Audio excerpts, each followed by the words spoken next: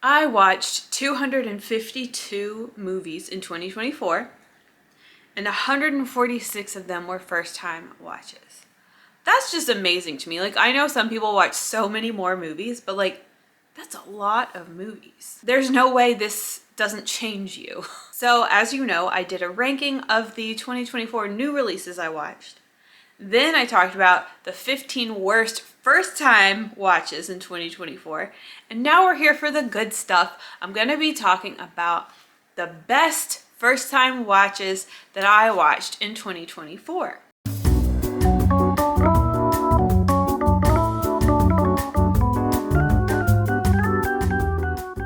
Obviously, these are not 2024 movies. They're movies from any time throughout history that I just happened to watch for the first time in 2024.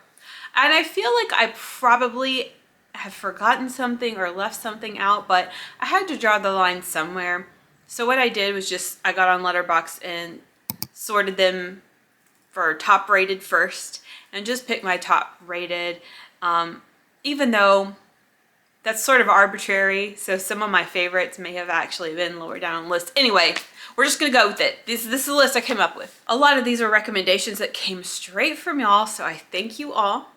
And these are in no particular order. First off, we have Living Dead Girl from 1982, a Roland film. A toxic spill revives a beautiful dead heiress who, with the help of her childhood friend, must quench her insatiable thirst for blood. Now, at the onset with this toxic waste thing, I was like, this seems goofy and dumb. But this is not a goofy and dumb movie. This is very serious and disturbing. This is definitely one of the best Roland films I have seen so far. I thought this movie was powerful and chilling. I was just like hanging on every moment. Even though it is a slow moving film sometimes, I was 100% invested. It had this way of being calming and unsettling at the same time. It was just a really, really nice vibe. I enjoyed the casting, particularly our two main girls. I liked them a lot. I think that they worked really well. This isn't really like, I don't know what people call this. It's like kind of a vampire movie, kind of a zombie movie. It's like its own thing. In my initial review, I described it as pretty much perfect. And I said that it really impacted me as an adult, but if I had seen it as a teenager, I feel like I would have been obsessed. So get your kids on this movie young, okay? And this was recommended by Sleepaway, so thank you. At number 2 is Ghost Watch from 1992. Disguised as a Halloween special news broadcast, Ghost Watch follows a team of reporters and paranormal investigators as they spend the night in the house of a family experiencing poltergeist activity. I was finally put on to this film because a lot of people were mentioning it in the wake of Late Night with the Devil. I guess because they're both like TV found footage. I had heard about this movie a time or two, but the cover was so dumb looking, I had no desire to watch it. But finally enough people were talking about it that I was like, okay. And it was freaking awesome. I just loved it.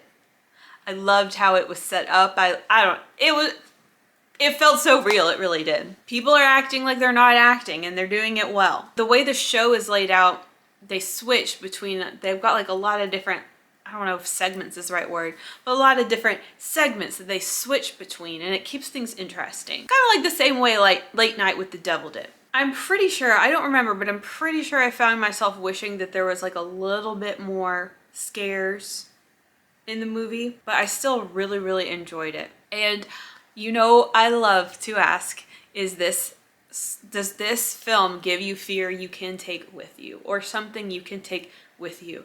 And Ghost Watch definitely gives you something you can take with you. Like, I didn't sleep good that night.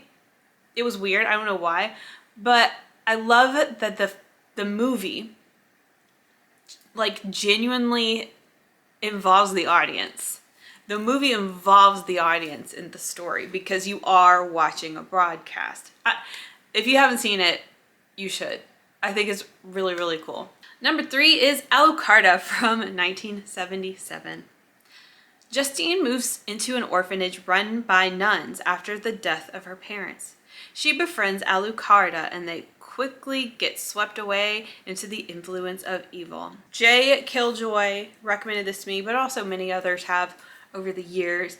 And I even remember like seeing images of this movie on Pinterest, not Pinterest, Tumblr and stuff like that, right? So I was always like, I'm gonna watch it one day or whatever. Tina Romero is one of the most intense actors I have ever seen.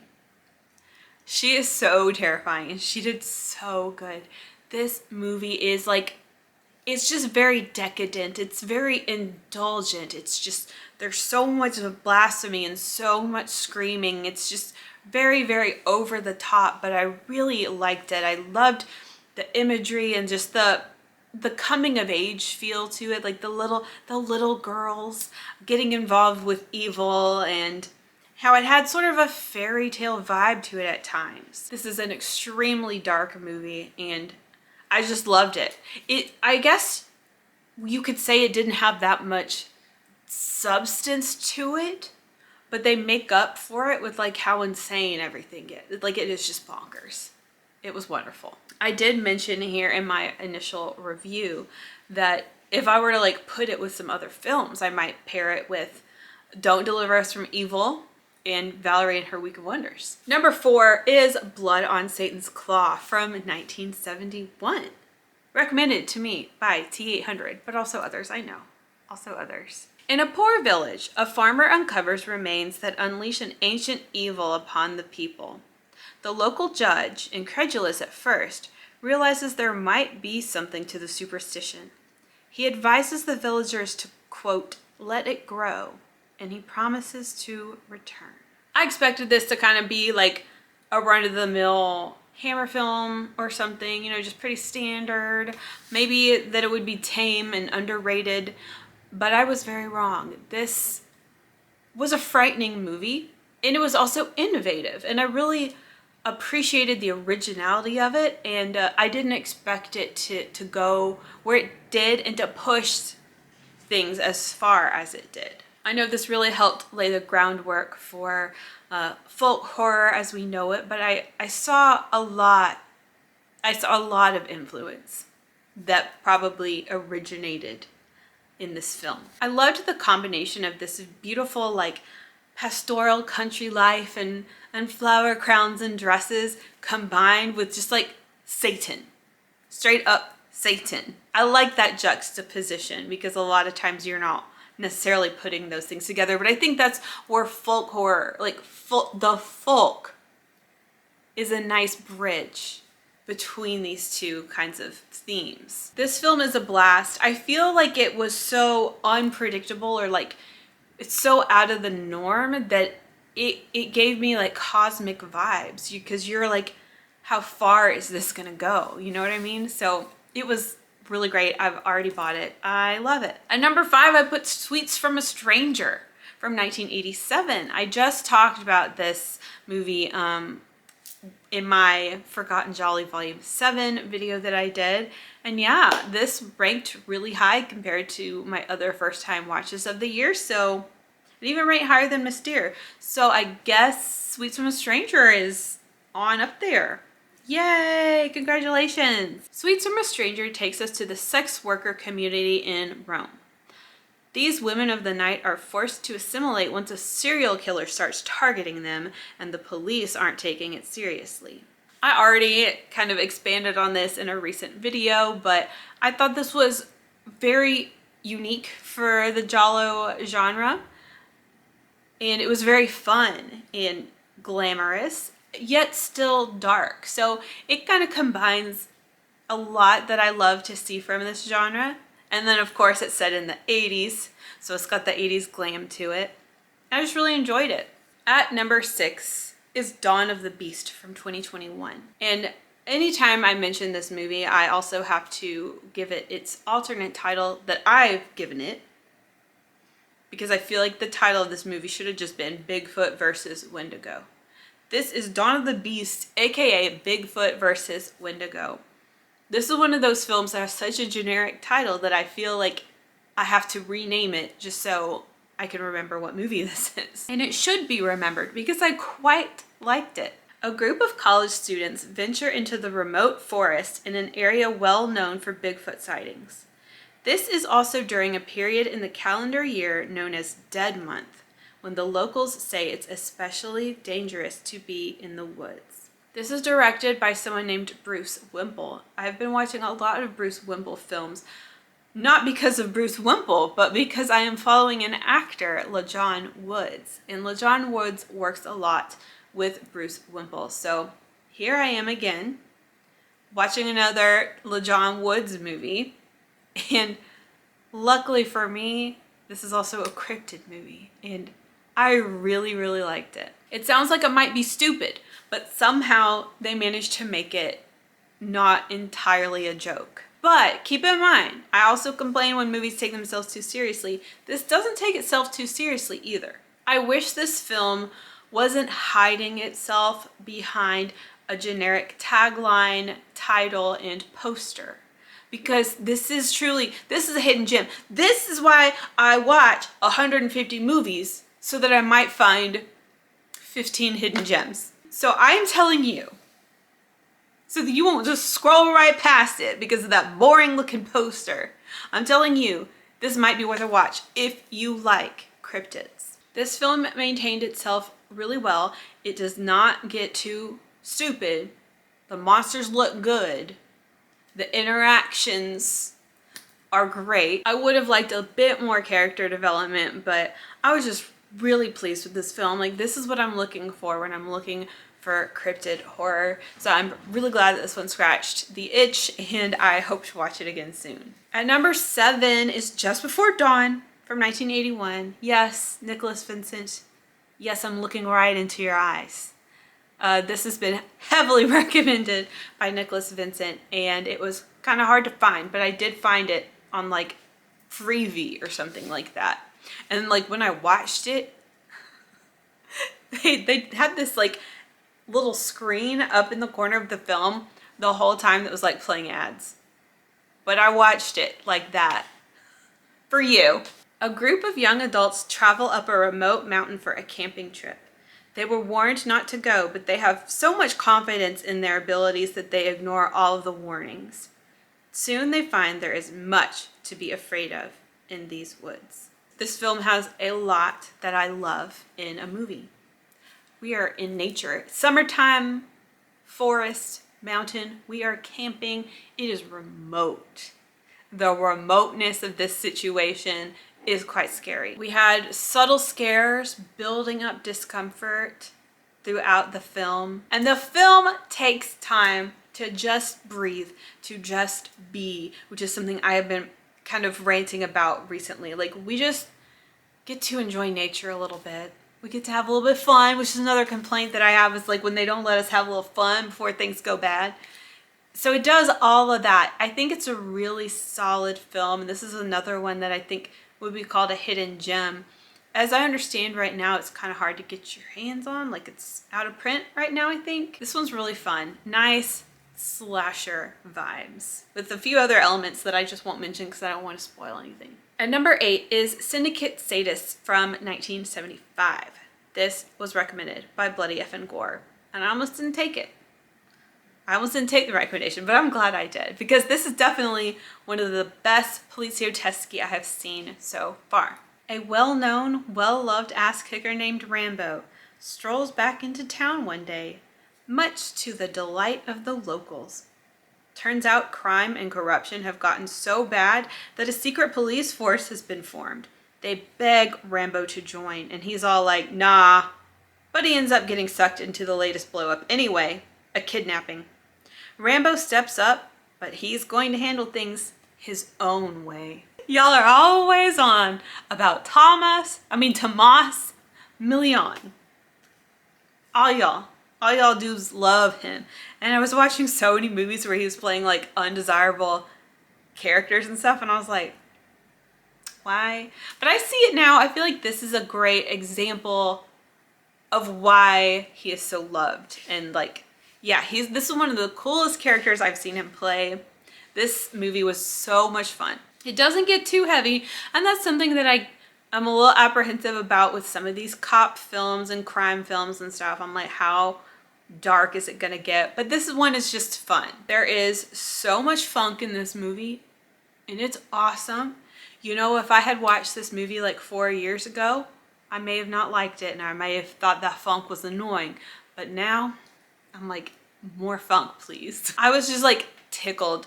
The whole time I was watching this movie, I was just giggling because there's just so much fun and unexpected action going on. Yeah, it was very entertaining. I loved it. At number 9 is Cemetery Man, 1994, recommended by Ontologically Steve, but also recommended by many people because this is a highly beloved movie. And I'm right there with y'all on this one. Francesco and his assistant Nagi are cemetery watchmen. They assist with grave digging, maintenance, and of course, keeping an eye on things after hours.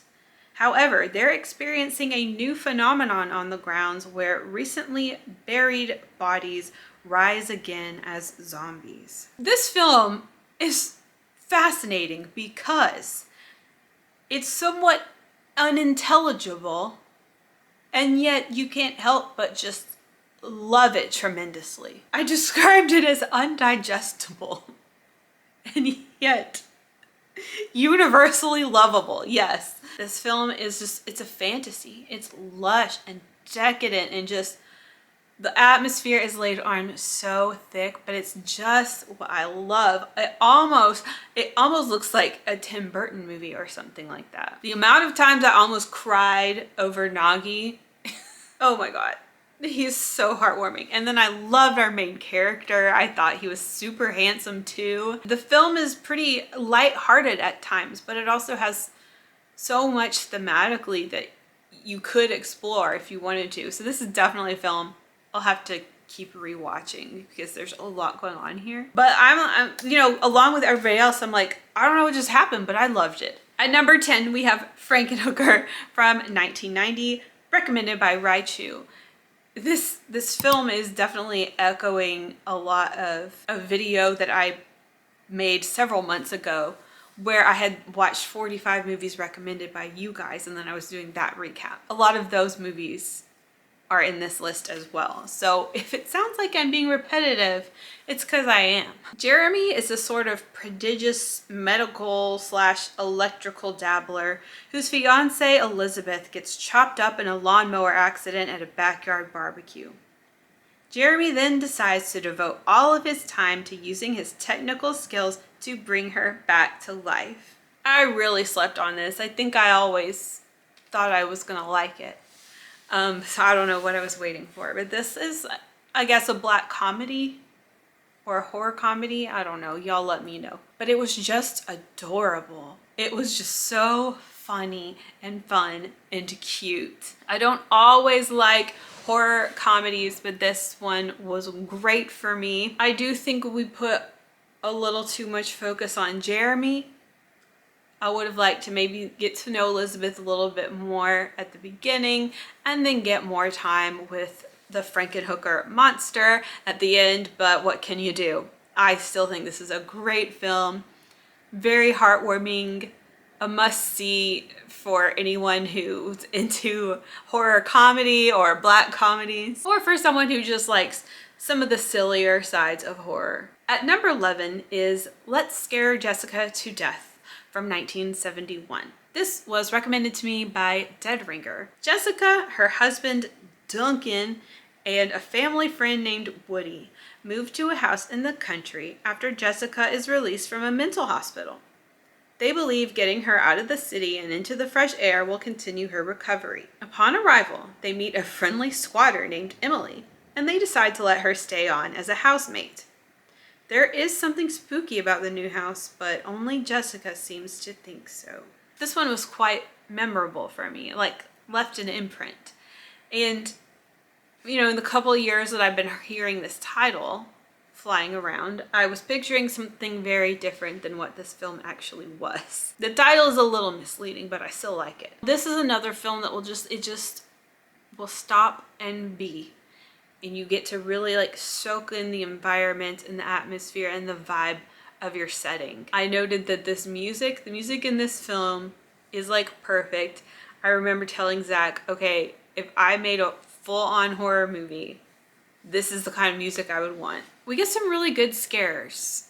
For some reason, they're like one of the first scenes, that girl in the graveyard, for some reason that just terrified. That was just chilling. There was a lot going on here, themes of paranoia, self-doubt, manipulation, loneliness, gaslighting even maybe. But at the end of the movie, I did find myself wondering, like, what was this about? Like, there's a lot of unanswered questions, a lot of sort of open elements of this film, which is probably a complaint some of the time from coming from me, but for some reason here, that like soft mystery of it all just had me like enchanted. Oh, at the end I wrote confusing, but I liked it.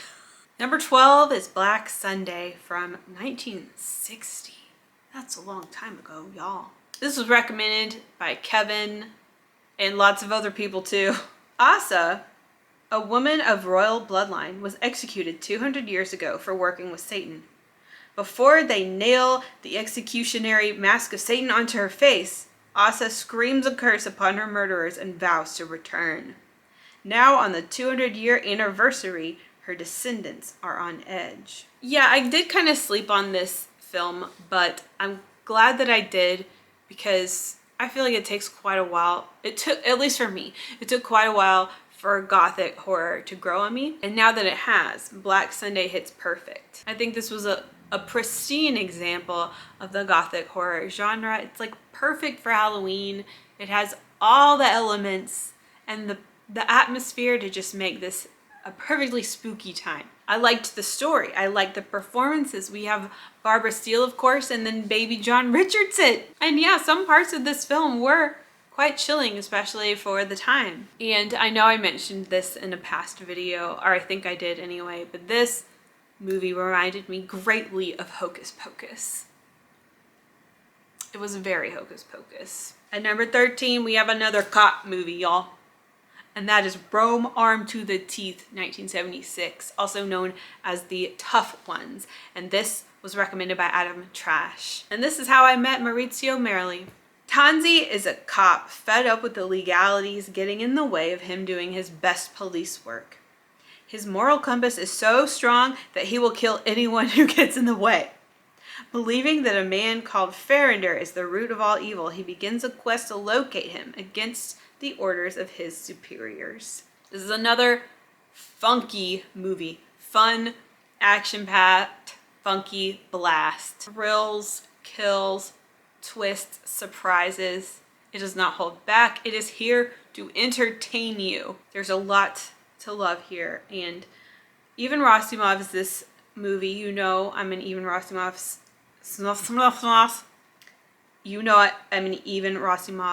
fangirl.